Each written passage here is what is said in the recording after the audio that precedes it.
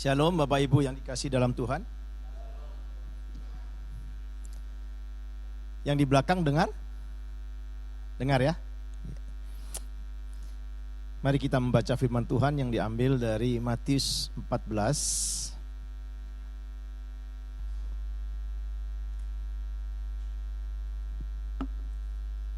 ayat 13 sampai 21. Minggu depan saya akan lanjutkan pasal yang sama, ayat 22 sampai ayat 33. Jadi khotbah seri ya. Mari kita membaca bertanggapan. Saya bacakan ayat yang ganjil, jemaat sekalian membaca ayat yang genap, demikian seterusnya. Matius 14 ayat 13 sampai 21. Yesus memberi makan 5.000 orang. Setelah Yesus mendengar berita itu, menyingkirlah ia dari situ dan hendak mengasingkan diri dengan perahu ke tempat yang sunyi. Tetapi orang banyak mendengarnya dan mengikuti dia dengan mengambil jalan darat dari kota-kota mereka.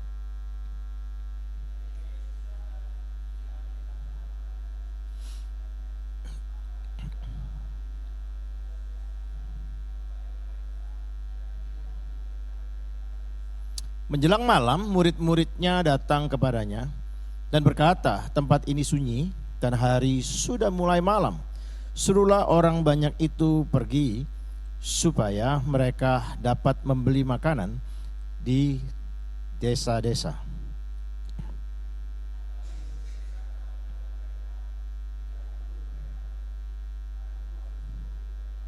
Jawab mereka, yang ada pada kami di sini hanya 5 roti dan 2 ikan. Lalu disuruhnya orang banyak itu duduk di rumput, dan setelah diambilnya 5 roti dan 2 ikan itu, Yesus menengadah ke langit dan mengucap berkat.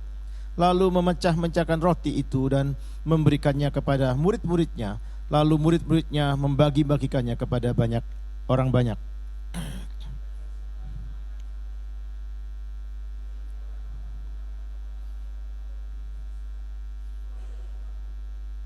Yang ikut makan kira-kira 5.000 laki-laki dan tidak termasuk perempuan dan anak-anak.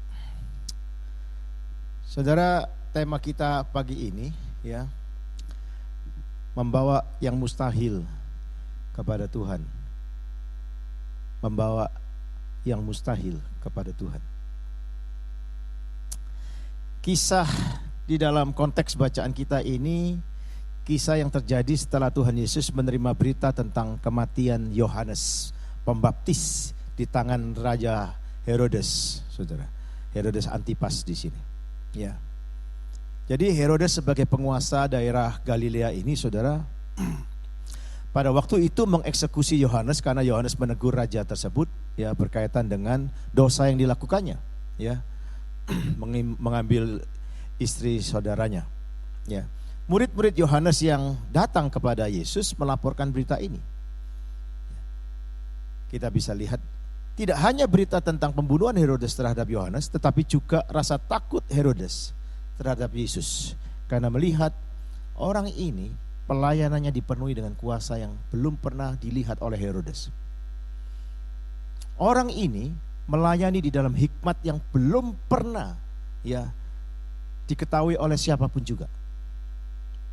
Dijumpai oleh siapapun juga.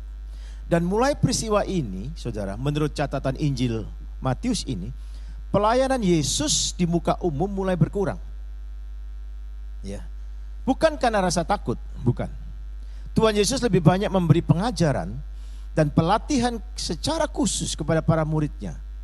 Dan Matius menulis, ya, setelah Yesus mendengar berita itu, menyingkirlah ia dari situ, ya, dan hendak mengasingkan diri dengan perahu ke tempat yang sunyi.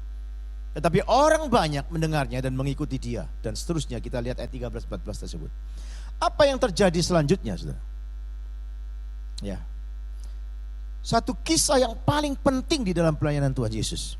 Kisah yang diceritakan oleh keempat Injilnya. Ya.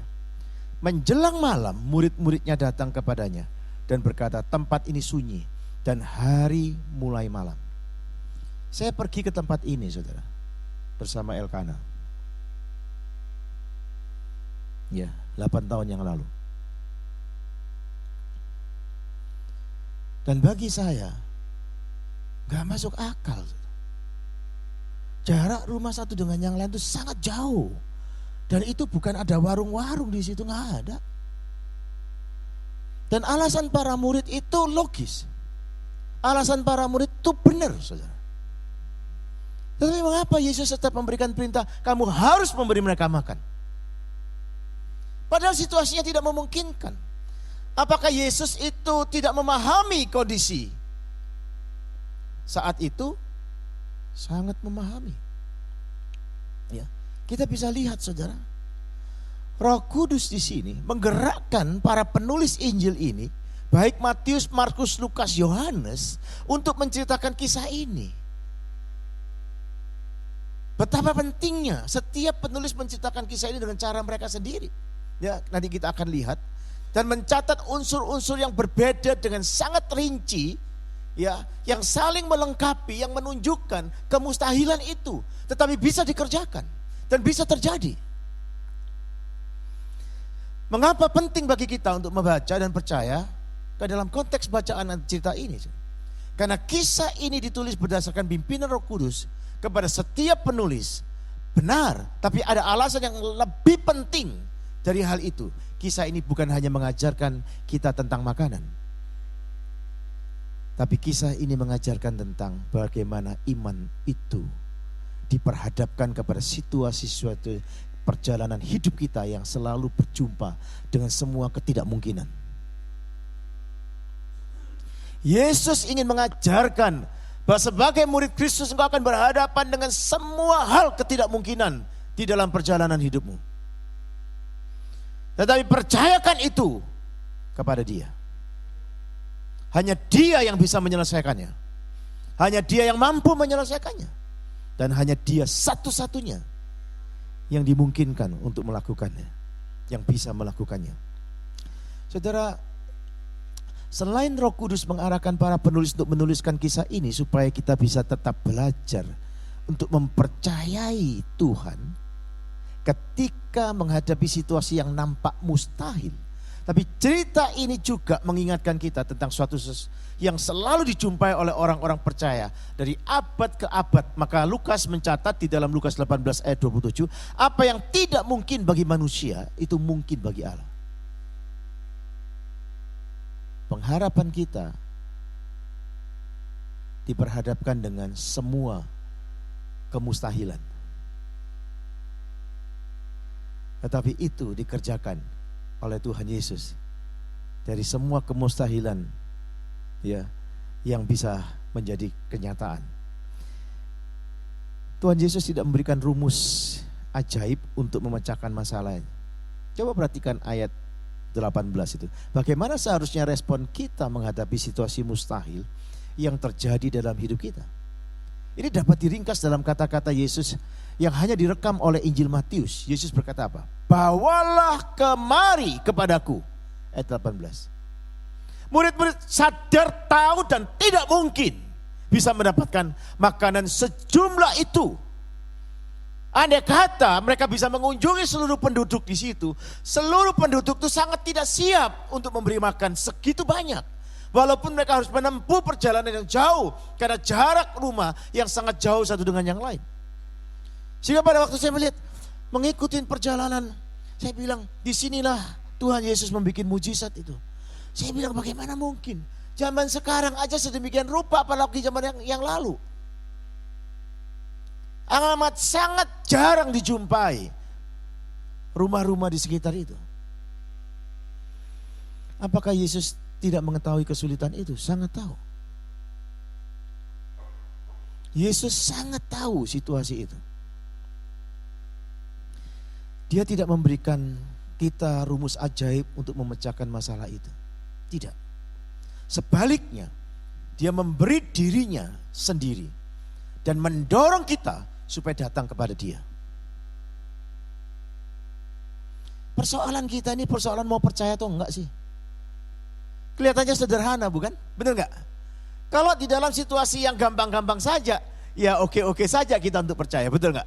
Tapi dalam satu situasi yang sangat krusial, situasi yang tidak mungkin, dengan seluruh kemampuan manusia, tidak mungkin.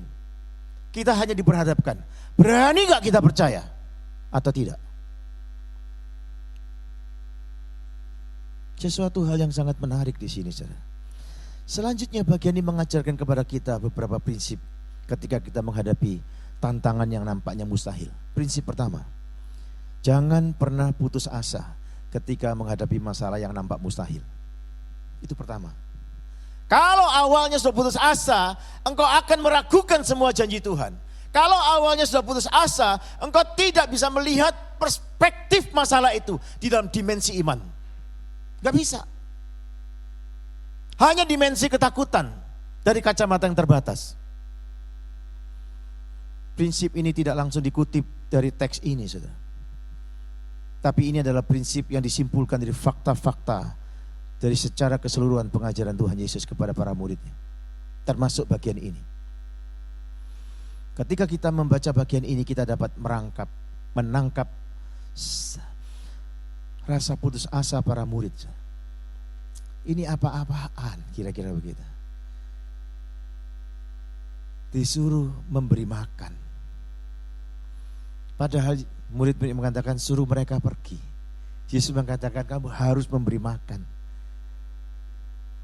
Ini sesuatu hal yang sangat susah dimengerti, susah dinalar oleh para murid di sini.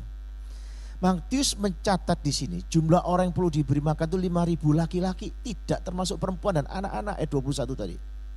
Jika kita menghitung setiap laki-laki memiliki seorang istri dan 2 orang anak, maka jumlah mereka 20.000 orang.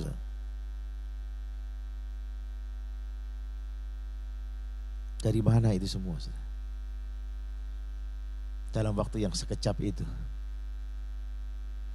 Rupanya mereka begitu bersemangat untuk pergi ke tempat Yesus untuk mendengarkan dia, mengajarkan hal yang penting, sehingga mereka lupa membawa makanan. Karena antusias yang begitu luar biasa mereka, kehausan mereka melihat pengajaran Tuhan Yesus yang penuh hikmat dan penuh kuasa itu loh. Saudara perhatikan, para murid Yesus yang harus memberi mereka makan, sedangkan yang ada hanya 5 roti dan 2 ikan, dikatakan ayat 17. Dan tidak akan membutuhkan waktu lama.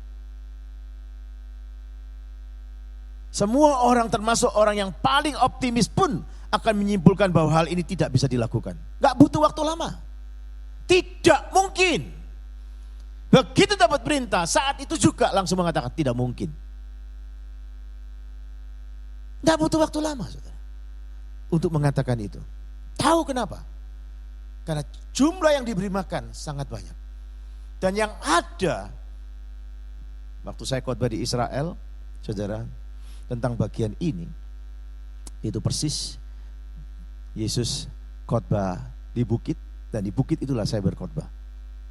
Dan saya khotbah ini dan saya menjelaskan berkaitan dengan roti yang dibawa anak kecil itu, ya, roti jelai itu dan ikan yang dibawa anak kecil itu. Nah, di situ ada orang Yahudi, saudara. Saya mengatakan, ini roti dimakan anak kecil saja nggak cukup. Ini roti orang miskin. Dan ikannya itu ikan kecil-kecil. Bukan ikan yang besar-besar, saudara. Ya, Pak Teo, ini bukan daging CI, bukan. Ya, bukan. Ini ikan kecil-kecil. Dan ini roti jelai, roti orang miskin. Yang untuk anak itu aja tidak bisa kenyang. Maka para murid mengatakan tidak mungkin ini. Saudara, kita lihat. Di tengah-tengah kita menghadapi pergumulan-pergumulan semua yang tidak mungkin. Disitulah kesempatan-kesempatan iblis mengintimidasi iman kita. Dibelokkan pikiran kita. Dibelokkan hati kita. Kita mulai menggunakan rasio kita, tapi tidak menundukkan rasio kepada Tuhan. Memang kita harus menggunakan rasio, betul. Tapi rasio yang ditundukkan kepada Tuhan. Untuk dipimpin oleh Roh Kudus. untuk bisa mengerti, memahami dimensi kemustahilan. Jadi sesuatu yang tidak mungkin menjadi mungkin, itu hanya bisa dikerjakan oleh Tuhan. Ini yang terjadi, saudara.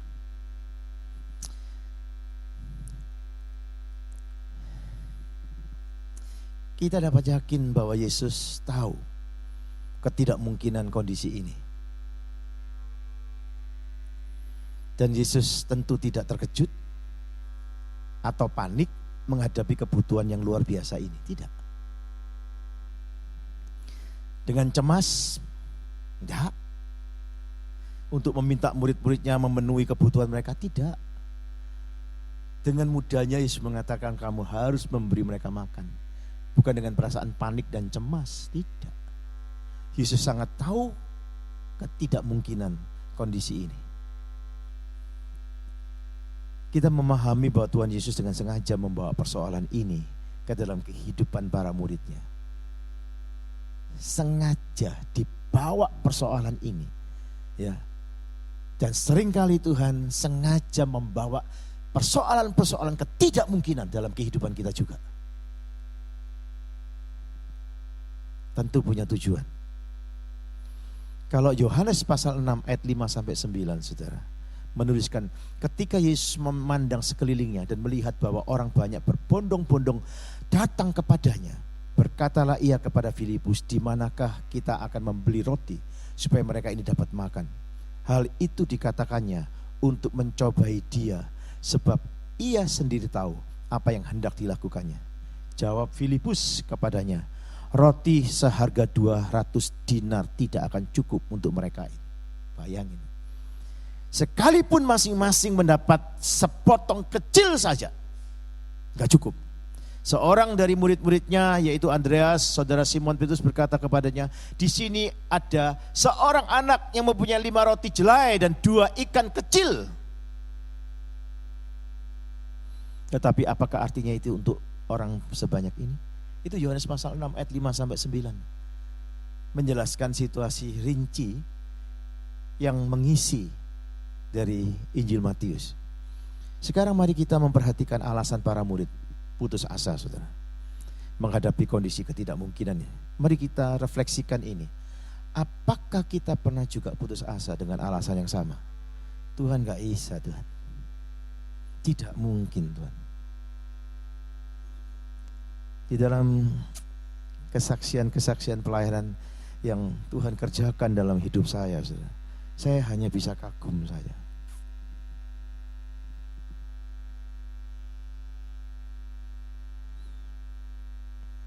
Saya tadi di toilet nangis.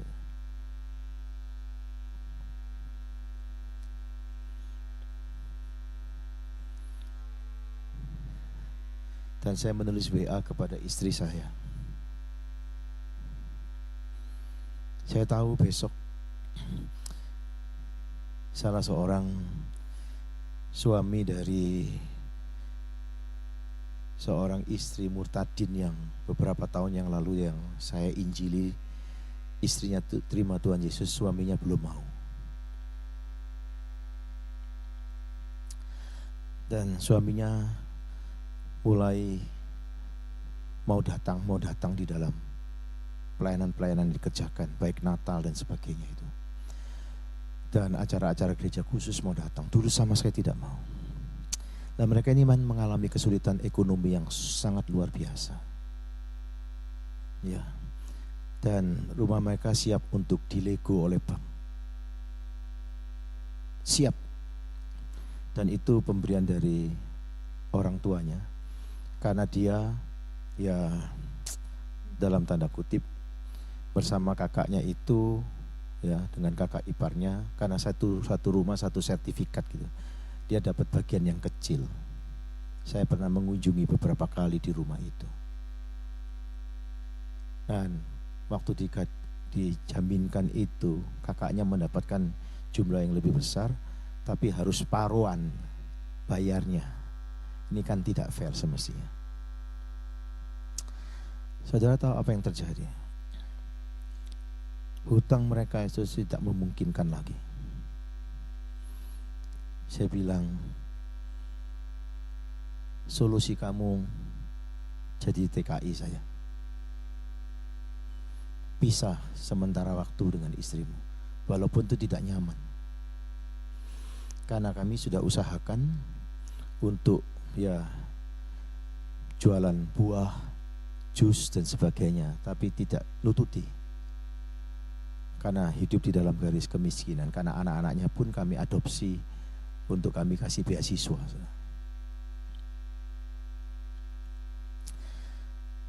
Nah, besok mau berangkat. Tiket bisnya sudah disiapkan untuk dia besok menjalani tes di Jakarta suaminya. Karena tahapan-tahapan tesnya lolos semua. Dan saya kursuskan dia bahasa Korea beberapa waktu terus sampai dia makin matang. Dan saya sudah pelayan di Korea yang lalu, saya sudah titip pesan kepada jemaat di sana dan para hamba Tuhan di sana. Kalau dia jadi berangkat, saya harap Tuhan tangkap dia di sana. Saya ingin memberkati dia untuk uang saku dan juga tempat tinggal lebih awal. Karena dia datang lebih awal kan. Jadi kan itu mesti bayar sendiri kalau lebih awal. Saya minta sama Tuhan. Dan saya sendiri sedang bergumul untuk menyekolahkan anak dari office boy. Yang anak ini pintar, rohani, kelas 6 SD mau masuk SMP. Mau sekolahkan di Surabaya mahal semua. Mau dibawa ke desa.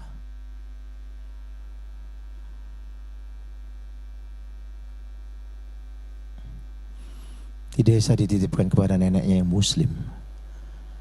Risikonya akan terlalu besar. Saya bilang sama dia, sama istrinya, kamu sekolahkan di sini. Nanti saya tak fundraising ke teman-teman. Kan mereka mengasihi kamu. Fundraising, saudara. Dapat separuh lebih. Dan disuruh pihak sekolah nyicil. Oke. Nah, bulan ini kan mesti bayar dia. Tapi saya harus memperhatikan orang yang mau berangkat tes ke Jakarta. Saya berdoa di toilet tadi. Saya transfer itu. Di saat saya transfer, saudara, klik selesai. Sebelumnya kan saya lihat rekening itu. Begitu klik transfer selesai, saya pindah melihat WhatsApp masuk. Saya kaget. Seorang bapak di Jakarta, tiba-tiba dia pengalihan transfer itu. Oh, yang ditransfer 3 kali lipat dari yang saya berikan kepada dia. Bisa menolong si anak office boy tersebut. Saya nangis, saudara. Tuhan begitu pedulinya. Sangat peduli, saudara. Terlalu baik yang Tuhan kerjakan. Kita seringkali setiap hari diperhadapkan semua kemustahilan. Selama itu kita bisa jangkau dengan kekuatan kita. Kita jarang berdoa. Kita mengandalkan kekuatan kita sendiri. Sehingga itu tidak bisa memberkati dengan baik. Segala sesuatu harus digumulkan di hadapan Tuhan. Sampai kepada waktu Tuhan. Saya dapat respon dari suami istri ini. Dan sebagainya. Karena mereka sangat miskin, saudara. Sangat miskin. Mari kita melihat, saudara, bahwa hidup kita itu hidup yang selalu siap menjadi berkat. Karena Tuhan kita itu Tuhan yang penuh kemurahan. Kalau kita tuh anaknya, setiap anak itu mewarisi karakter orang tuanya, betul? Kalau kita itu anak-anak Tuhan, pasti karakter kasih dan kemurahan hati Tuhan, kerendahan hati itu dimiliki oleh anak-anaknya. Kalau Tuhan itu murah pengampunannya, kita pun harus begitu karena kita anaknya. Kecuali kalau kita bukan anaknya, kau tidak punya hati semacam itu kepada siapapun juga. Mari kita melihat saudara, prinsip yang pertama. Para murid ini, mereka putus asa karena apa yang tidak mereka miliki. Mereka putus asa karena apa yang tidak mereka miliki. Filipus dengan cepat menghitung, membandingkan antara jumlah orang dan uang yang dibutuhkan. Dan dia berkata, hal itu tidak bisa dilakukan. Nilai 200 dinar, kan satu hari itu kan 1 dinar, saudara. Ya, berarti 1 bulan 30 dinar. Berarti 200 dinar ini kan kita tinggal kalikan saja. 200 dinar pun gak cukup.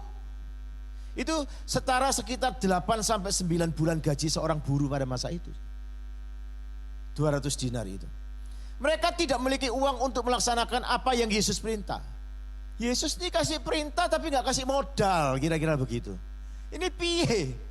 Ya kalau kasih perintah ada modalnya kan tinggal jalan, benar gak? Ini bukan persoalan modal. Ini persoalan percaya kepada yang memberi perintah. Inilah iman.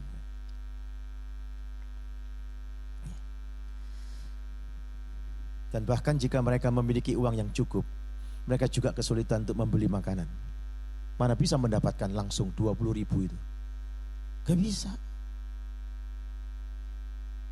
Tempat itu terlalu sunyi dan jarak rumah yang terlalu jauh satu dengan yang lain. Bethsaida adalah sebuah kota yang kecil di mana saya masuk ke kota ini. Tidak ada toko, warung, pasar yang menyediakan makanan yang mereka perlukan, yang siap saji dan sebagainya seperti di sini.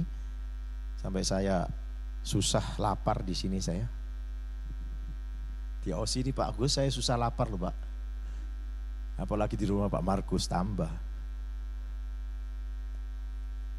Setiap kali pulang dari Aussie berat badan saya naik. Saya kerja keras, olahraga lebih keras lagi. Harus 15-20 kilometer tiap hari untuk menurunkannya. Memang tipis antara mengasihi dan membunuh gitu ya. Tapi saya tahu itu semua kasih ya. Saudara perhatikan di sini.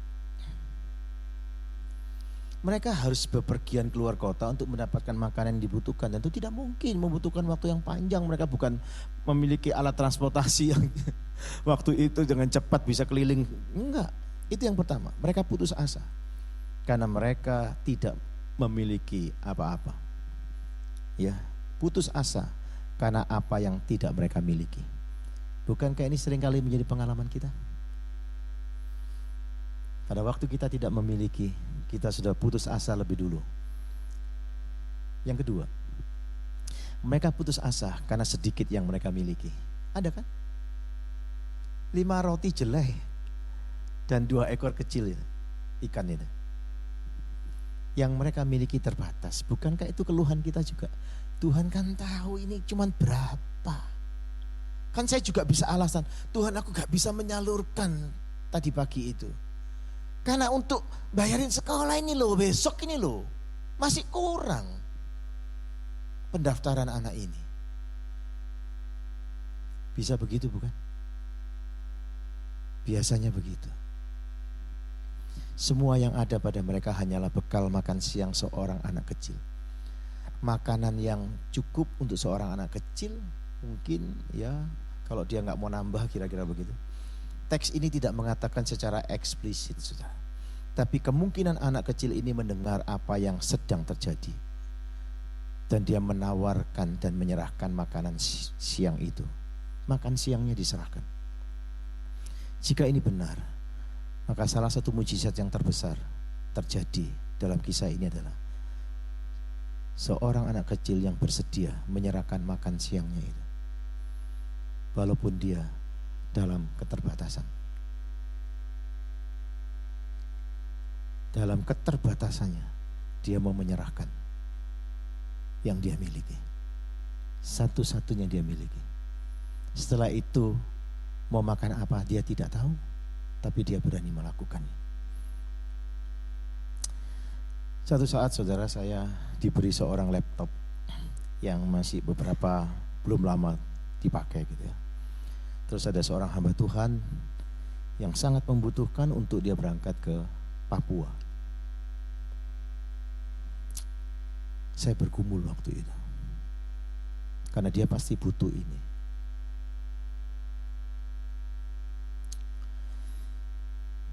Saya berdoa, saya bilang sama istri saya, sudah laptopnya diserahkan ke hamba Tuhan ini saja.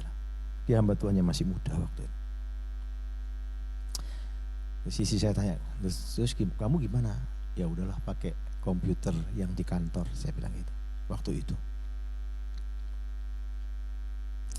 benar saudara, itu milik saya satu-satunya. Teman-teman yang lain, loh kamu ini cuma punya satu kok kamu kasih, kan kira-kira begitu. Loh kamu, ya enggak apa-apa, nanti ambil waktu di kantor, kalau lembur pun ya ke sana dan sebagainya. Setelah saya menyerahkan itu, beberapa saat kemudian hamba Tuhan ini berangkat ke Papua. Saya pelayanan di Jakarta. Selesai pelayanan itu, saya dibawa staf dari Presdir itu ke satu ruangan. Terus saya, Pak, tunggu sebentar di sini ya. Nanti Bapak itu akan datang dan sebagainya. Sekaligus makan siang bersama. Oh ya. Selesai, ini keluar. Stafnya ini keluar. Masuk lagi, saudara. Bawa dus banyak gitu. Saya cuma perhatikan, kok kayak aja gambar laptop gitu di dusnya. Terus Presdirnya masuk. Pak Hari, saya ingin memberkati Pak Hari laptop ini. Nangis saya sudah. Jauh lebih bagus. Speknya jauh lebih besar.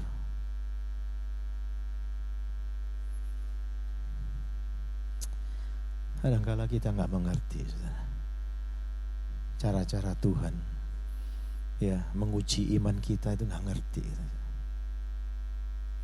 Seorang ibu memberikan kesaksian yang mengharukan bagi saya. Ibu ini punya anak bungsu cewek yang suka nyanyi, pintar nyanyi, dan pengen belikan organ. Suaminya dapat bonus dari kantor. Suaminya kerja di satu perusahaan asuransi di kota tersebut, di Kalimantan. Dan sudah pulang bawa bonus ini. Dia bilang, besok kita pergi ke toko musik yang lalu mereka sudah ke sana, sudah tahu perkiraan harganya, jenisnya dan sebagainya. Besok paginya, ya sekitar jam 10 pagi itu, istrinya baru selesai masak, kedatangan sahabatnya, sharing lah sahabatnya. Dengan semua konteks pergumulannya. Terus istrinya tanya, kebutuhanmu sampai berapa? Angkanya itu persis yang dapat bonus itu. Dia bingung, loh kok persis? Isinya masuk kamar, dia berdoa, Tuhan ini kok angkanya persis? Apa ini Tuhan titipkan tok ke kami lewat suami untuk sahabatku ini atau gimana Tuhan? Dia berdoa di kamar, dia keluar lagi sambil bawakan ya minuman dan snack itu. Terus ditanya waktunya dan sebagainya. Wih, mendesak juga. Ini piye nih? Ya, saya tahu. Dia masuk kembali ke kamar. Diambil amplop itu. Dan dia berdoa, Tuhan, kehendak-Mu jadi untuk memberkati sahabatku ini. Sahabatnya kaget, berpelukan dan nangis di situ. Sorenya suaminya pulang. Waktu pulang suaminya bilang, sudah mandi cepat-cepat, bilang sama istrinya, aku sudah siap. Siap kemana? Istrinya tanya, siap kemana? Loh, kan kita udah janjian beli itu organ. Dia cerita, sorry Pap, tadi ada sahabatku ini, dia datang. Dan dia menyebutkan angka kok ya pas gitu loh. Dengan bonus yang didapat. Dia sangat mendesak sekali. Oh, puji Tuhan. Kalau Tuhan memang mau pakai itu menjadi berkat bagi sahabat itu. Enaknya saudara, kalau pasangan sama rohaninya itu lihatnya itu enak saudara, semua itu. Benar enggak? Makanya kenapa Alkitab mengajarkan cari teman hidup itu yang betul-betul cinta Tuhan, yang dewasa rohaninya. Supaya keputusan-keputusannya itu keputusan di dalam perspektif iman yang sama dewasanya.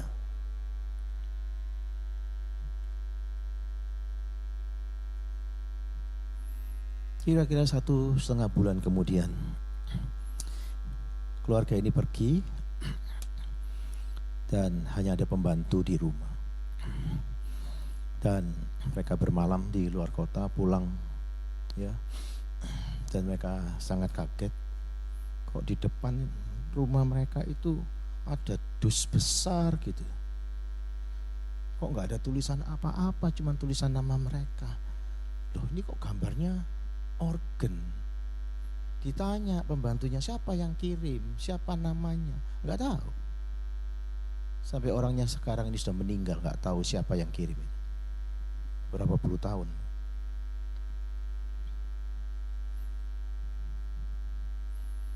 Tuhan tidak pernah kehabisan cara untuk memelihara kita. Tapi seringkali kita kehabisan energi iman kita untuk mempercayai Tuhan. Karena ketidaktaatan kita. Mari kita perhatikan dengan baik. Ya. Anak kecil ini dia hanya memiliki 5 roti dan 2 ekor ikan kecil. Sebatas itu yang dia miliki. Tapi dia mau berbagi berkat. Dibawa oleh para muridnya kepada Tuhan Yesus. Yang ada pada mereka hanya bekal makan siang seorang anak kecil. Itu hanya cukup memuaskan rasa lapar seorang anak kecil. Dan tentu saja tidak cukup untuk beri makan puluhan ribu orang. Yang kedua ini penting, mereka putus asa karena lihat sedikit yang mereka miliki.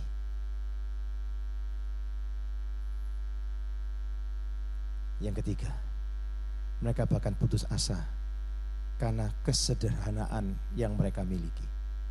Bukan hanya sedikit, ini terlalu sederhana ini. Roti jelai ini. Mereka bukan saja putus asa karena hanya memiliki 5 roti dan 2 ikan. Yohanes mengatakan roti itu roti jelai dan ikannya adalah ikan yang kecil. Menurut terjemahan Inggrisnya yang King James tersebut, saudara. Roti jelai adalah roti yang biasanya dimakan oleh orang-orang yang miskin sekali. Harganya, saudara, sangat murah sekali. Dan bagi orang pada umumnya dipakai untuk pakan ternak, saudara. Roti jelai itu. Sangat sederhana. Kayaknya gak pantas ini dibagikan kepada mereka. Istilah yang digunakan Yohanes untuk menggambarkan ikan yang dibawa anak ini adalah semacam ikan kecil yang bisa dimakan keseluruhan ikan termasuk tulangnya. Saking kecilnya. Dan ikan kecil itu pun hanya 2 ekor. Gak cukup untuk 5 roti tersebut. 5 roti jelai, gak cukup. Ini yang mungkin membuat para murid lebih putus asa. Ya. Mereka hanya memiliki sedikit ditambah dengan kualitas makanan yang tidak baik. Bayangin, serba tidak mungkin semuanya. Dan akhirnya dengan menimbang-nimbang apa yang mereka miliki dan tugas yang mereka terima dari Yesus, mereka putus asa Karena tugas yang mereka terima terlalu berat. Semua penulis Injil, baik Yohanes maupun Matius, Markus, Lukas dan sebagainya, ya, mempunyai pendapat yang sama. Dikatakan apa? Tempat ini sunyi dan hari sudah mulai malam. Suruhlah orang banyak itu pergi supaya mereka dapat membeli makanan di desa-desa. Artinya apa, saudara? Para murid Yesus ini dengan jelas mengatakan dan menyatakan bahwa mereka tidak ingin terlibat di dalam masalah ini. Kalau Yesus mau, silakan Yesus sendiri. Mereka mau cuci tangan. Dan tidak ada orang yang murni hatinya yang bisa menyalahkan mereka. Karena memang tidak mungkin. Mereka bersikap sangat realistis, para murid ini. Tetapi mereka lupa siapa yang memberi perintah itu. Yang berdaulat terhadap hidup dan situasi kondisi yang dialami. Situasi itu memang mustahil bagi manusia. Dan dalam kesadaran diri mereka yang merasa tidak mampu, maka mereka mengusulkan hal itu kepada Yesus. Pergi mereka, pergi, suruh pergi. Itulah sebabnya mengapa detil tambahan dari Injil Yohanes begitu penting untuk melengkapi cerita ini. Ketika Yesus berpaling kepada Filipus dan bertanya di mana mereka bisa membeli roti untuk memberi makan semua orang itu, Yohanes menambahkan kalimat ini. Hal itu dikatakannya untuk mencobai, untuk menguji, ya, dia, sebab Tuhan sendiri tahu apa yang hendak dilakukannya. Tuhan itu membawa kita kepada situasi-situasi yang penuh mustahil itu. Tuhan tahu apa yang Tuhan akan kerjakan di dalamnya. Tapi kita sudah bingung duluan. Kenapa? Karena kita tidak memegang teguh iman percaya kita dalam seluruh janji Tuhan dan pengajaran daripada Kristus dan firman Tuhan atau Alkitab itu. Iblis itu pertama-tama akan menggoyahkan kita di dalam kepercayaan kita kepada firman Tuhan. Diragukan dulu, dipertanyakan dulu. Saudara, mari kita merenungkan bagian ini. Ketika kita menghadapi tantangan yang lebih besar dari sumber daya yang kita miliki, ya, dan ketika kita tidak tahu apa yang akan kita lakukan, mari kita berhenti dan kita selalu mengingat bahwa Tuhan Yesus berdaulat yang mengizinkan tantangan datang dalam hidup kita. Dan dia tahu apa yang dia akan lakukan. Mari kita tetap yakin bahwa dia hanya menguji ketekunan kesetiaan kita, kesungguhan kita mengikut dia, supaya kita tetap mempercayai dia. Mari kita sisihkan semua rasa putus asa itu dan mempercayakan hidup kita sepenuhnya untuk mempercayai Tuhan, bahwa Tuhanlah yang bisa melakukan dari semua ketidakkemungkinan itu. Yang kedua, memiliki kepedulian dan rasa belas kasihan seperti Yesus. Itu sikap yang harus ada dalam hidup kita. Prinsip kedua ini bukan prinsip yang secara otomatis harus ada ketika kita menghadapi krisis. Tapi prinsip ini adalah salah satu prinsip yang paling penting yang dapat kita pelajari dari bagian ini. Kita harus belajar sekeras mungkin supaya sanggup menerapkan prinsip ini. Dan kita harus belajar untuk berhenti dan mencari tahu apa yang menjadi kepedulian Yesus dalam situasi yang nampaknya mustahil ini. Tuhan Yesus tidak terfokus kepada kemustahilan seperti yang seringkali kita lakukan. Ini gak mungkin, ini gak bisa, dan sebagainya. Tidak. Dia selalu peduli kepada semua orang. Ya. Dia peduli pada sesuatu yang lebih besar dan jauh lebih utama dari segala sesuatu yang nampak seperti itu.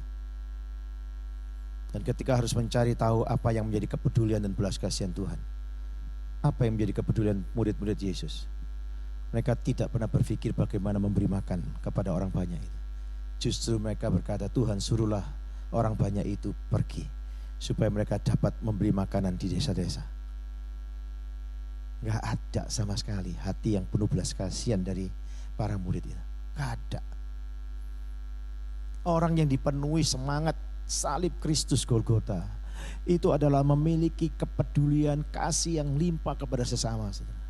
Karena kerinduannya selalu ingin mempermuliakan Tuhan untuk menjadi berkat bagi orang lain. Gemar melakukan kebaikan, suka melakukan kebaikan, sukacita melakukan kebaikan. Maka orang yang rakus dan kikir, dia tidak bisa menikmati kehidupan berkat yang ada. Karena rasa kurang terus. Takut kurang kalau memberi. Kalau kita membaca Amsal 11, 24, 25, kita diarahkan di situ. Itu bertentangan dengan seluruh prinsip ekonomi apapun. Amsal 11 ayat 24 dan 25 itu penting sekali. Ya. Pada dasarnya mereka fokus pada kekurangan mereka dan bukan pada orang-orang yang harus mereka layani atau kepada kebutuhan mereka. Kurang terus. Itu loh jauh lebih parah, jauh lebih menderita. Gara-gara pilpres yang lalu, saudara, harga beras sampai gak karu-karuan. Tuhan kasih hikmat saya bilang sama istri, kita beli beras 100 kilo dulu. Pasti akan sulit setelah pilpres, betul. Harga beras bukan hanya melambung tinggi, tetapi beras sulit didapatkan. Karena dipakai untuk bansos dan sebagainya. Tapi saya sudah siap beras itu ditimbangin 1 kiloan. Beli 25 kiloan, 4 itu. Ditimbangin 1 kiloan, ditaruh di dalam mobil. Tiap hari keliling bagikan itu. Kemudian ditambah lagi gula 1 kilo, dibuat kiloan itu. Sampai hari ini, saudara, sudah 1,3 ton. Dan masih berkelanjutan. Baik di mobil saya yang saya pakai maupun di mobil istri saya dan Risa pakai. Mereka ada beras dan gula di situ untuk terus keliling berbagi. Sudah bisa lihat. Ini zaman yang susah. Orang semua serba menghemat, betul? Tetapi firman Tuhan mengatakan apa? Di akhir zaman kasih itu makin dingin. Hanya orang yang memiliki semangat salib Kristus, kasihnya hangat di sepanjang zaman walaupun situasi sulit. Ini yang terjadi. Saudara bisa lihat ini. Fokuskan kepada orang lain untuk hidupmu dipakai Tuhan menjadi berkat bagi mereka. Bukan fokusnya kepada diri sendiri. Iman yang sejati itu fokusnya menjadi berkat. Ya. Bukan egois, saudara. Mari kita bandingkan dengan fokus perhatian Yesus. Apa yang menjadi kepeduliannya? Bagaimana hatinya terhadap semuanya ini? Bagian ini memberikan kita banyak petunjuk. Yang pertama, kita dapat melihat meskipun dia dan murid-muridnya membutuhkan waktu istirahat dan waktu untuk mengasingkan diri, tetapi ia juga memberikan perhatian kepada mereka yang mengikuti dengan jalan kaki dari kota ke kota mereka. Sebaliknya dia menyambut mereka, bahkan mengatakan ia tergerak oleh belas kasihan kepada mereka. Kasih Yesus kuat, mendalam terhadap jiwa-jiwa yang sedang menantikan pengharapannya dari dia. Itu yang pertama. Kedua, dia menunjukkan kepedulian dan kasihnya bagi banyak orang dengan tindakan, gak ngomong tok, tindakan nyata. Dia menyembuhkan mereka yang sakit. Dia memberi makan ke mereka yang lapar. Markus mengatakan bahwa Yesus berbelas kasihan kepada mereka karena mereka seperti domba yang tidak mempunyai gembala. Itu catatan Markus 6 ayat 34. Ya, kita bisa melihat di sini. Itu yang kedua, dia peduli. Ya, sedemikian besarnya dengan tindakan yang nyata, bukan ngomong tok. Ya, sehingga orang bisa menikmati betul-betul kasih daripada Tuhan. Itu kelompok-kelompok murtadin yang dijangkau itu, saudara. Itu disentuh oleh kasih yang nyata. Dan mereka melihat Kristus yang hidup lewat tindakan kasih yang nyata itu. Termasuk seorang ibu yang jalannya berangkang umur 62 tahun. Gak bisa baca, gak bisa tulis dan sebagainya. Saya lihat rumahnya itu kosong gitu. Gak ada apa-apa. Saya coba lihat tempat tidurnya itu, aduh gitu rupa, terus gak ada apa-apa lagi. Wih, bawahnya pakaian itu dia habis cuci itu, waduh. Saya bilang, sampai saya video, saya bilang, ya nanti dibelikan ya lemari, kan nggak bisa lemari besar-besar saudara. Paling dia kalau berdiri pun mesti pegangan, kan nggak memungkinkan kakinya. Dan mesti yang pendek, juga dikasih meja supaya dia bisa taruh makanan di meja itu. Dan puji Tuhan, saya minta teman-teman untuk mencarikan, dan mereka sudah carikan dan sudah dikirim kemarin. Sudah bisa lihat, hidup kita itu diberi kesempatan Tuhan untuk memuliakan Tuhan lewat melalui memberkati orang lain. Tapi seringkali kita lewatkan itu, lewatkan. Dianggap orang-orang semacam ini mengganggu hidup kita. No, dia sedang dipakai Tuhan menguji ketulusan dan kemurahan hati kita. Tapi kita seringkali lalai untuk melihat hal itu. Saudara bisa lihat berikutnya, tindakan Yesus menunjukkan bahwa kepedulian yang besar pada orang banyak dan kebutuhan mereka bukan pada kondisi yang ada. Kepedulian Tuhan Yesus bukan untuk menghindari situasi yang genting. Karena itu dia berpaling kepada murid-muridnya dan mengatakan kepada mereka, beri mereka makan. Lebih dari sekedar ujian iman dari para muridnya.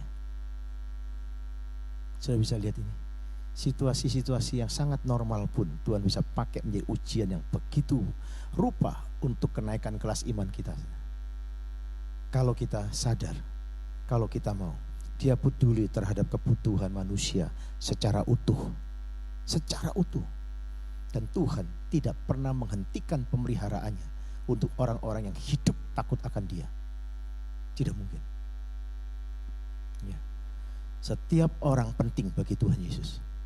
Lebih penting daripada kebutuhannya sendiri, kebutuhan Yesus sendiri. Lebih penting dari jadwal pelayanan dia sendiri yang begitu padat, dan lebih penting dari situasi dan kondisi yang mustahil itu. Karena lihat manusia yang butuh diselamatkan, butuh ditolong, dan butuh juga memperoleh secara keseluruhan pemeliharaan Tuhan. Mari kita berhenti sejenak. Mari kita memeriksa diri kita sendiri. Apakah kepedulian kita sama dengan kepedulian Tuhan Yesus? Ya. Apakah kita memiliki hati yang berbelas kasihan dan yang diwujudkan dalam tindakan yang nyata? Saya sangat yakin ketika Tuhan di dalam kedalatannya menempatkan kita dalam situasi-situasi yang nampak mustahil, Dia lebih peduli untuk mengubah diri kita daripada mengubah situasi yang mustahil itu. Supaya kita bisa percaya kepada Tuhan betul-betul, baru Tuhan melakukan tindakannya. Tuhan memberkati kita. Mari kita berdoa.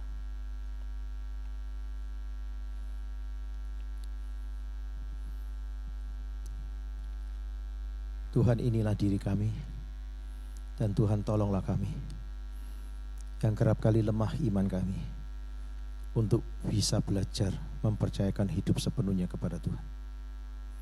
Tuhan, tolonglah kami supaya kami sungguh-sungguh belajar untuk hidup bagaimana seharusnya berkenan kepada Tuhan, siap untuk mengerjakan semua perintah Tuhan, termasuk yang penuh dengan kemustahilan.